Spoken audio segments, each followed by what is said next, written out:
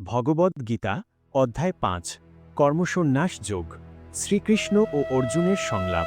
অর্জুন বললেন, হে শ্রীকৃষ্ণ, আপনি একদিকে কর্মত্যাগের প্রশংসা করেন, আবার অন্যদিকে নিষ্কাম কর্মেরও আমার মধ্যে দ্বিধা তৈরি হয়েছে। আপনি দয়া করে বলুন, এই দুটির মধ্যে কোন পথটি শ্রেষ্ঠ? শ্রীকৃষ্ণ বললেন, হে পার্থ, কর্মত্যাগ ও নিষ্কাম কর্ম উভয় পথেই মুক্তি লাভ করা যায়। তবে আমি বলছি, নিষ্কাম কর্মপথটি অধিক উত্তম। যে ব্যক্তি ঘৃণা বা আকাঙ্ক্ষা কিছুই রাখে না, সে প্রকৃত সন্ন্যাসী। সে দুঃখ সুখের দ্বন্দ্বের ঊর্ধ্বে উঠে সহজেই মুক্তি পায়।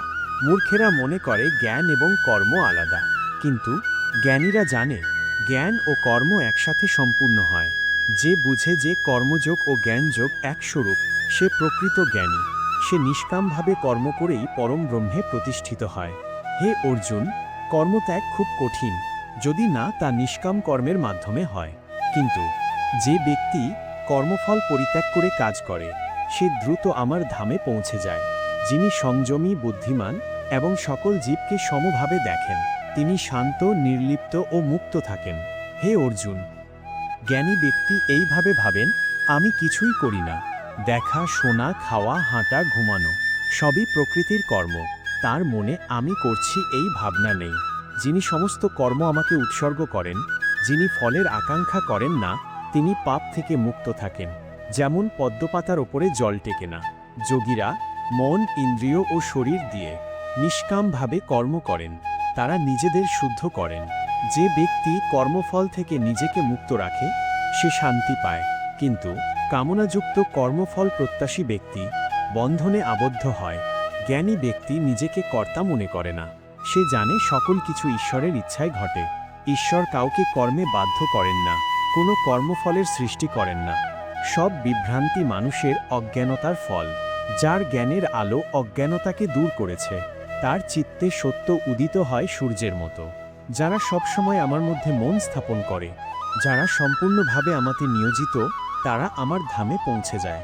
হে অর্জুন, জ্ঞানী ব্যক্তি ব্রাহ্মণ, গরু, হাতি, কুকুর, এমনকি একজন চণ্ডালকেও সমভাবে দেখেন। ইয়ে ব্যক্তি সমুদ্রস্টাইট সবা কিছু দেখে, সে আমার মধ্যে প্রতিষ্ঠিত। সে জন্ম মৃত্যুর বন্ধন ছিঁড়ে ফেলে। লাভে যার উল্লাস নেই, হানিতে যার দুঃখ নেই, সে স্থিরচিত্ত, স্নিগ্ধ হৃদয়।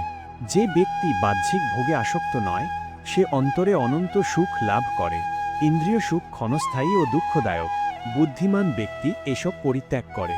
যে ব্যক্তি জীবিত অবস্থায় কাম ও ক্রোধ জয় করতে পারে, তিনি সুখী ও শান্ত। যিনি আত্মার মধ্যে আনন্দ খোঁজেন, জ্ঞান, শান্তি ও তৃপ্তিতে নিজেকে পূর্ণ করেন, তিনিই প্রকৃত যোগী। যারা পাপহীন, যারা সব জীবের কল্যাণ কামনা করে, তারা চিরশান্তিতে বাস করে। কামনা ও ক্রোধ থেকে মুক্ত হয়ে এই জীবনেই মানুষ পরম আনন্দ পেতে পারে। যে যোগী মন ও ইন্দ্রিয়কে নিয়ন্ত্রণ করে, শ্বাস প্রশ্বাস নিয়ন্ত্রণ করে, আমাতে ধ্যান করে, সে শান্তি লাভ করে। হে অর্জুন, যে ব্যক্তি জানে আমি সমস্ত যজ্ঞ ও তপস্যার ভোক্তা, সব জগতের অধীশ্বর এবং সব জীবের শুভাকাঙ্ক্ষী, সে প্রকৃত শান্তি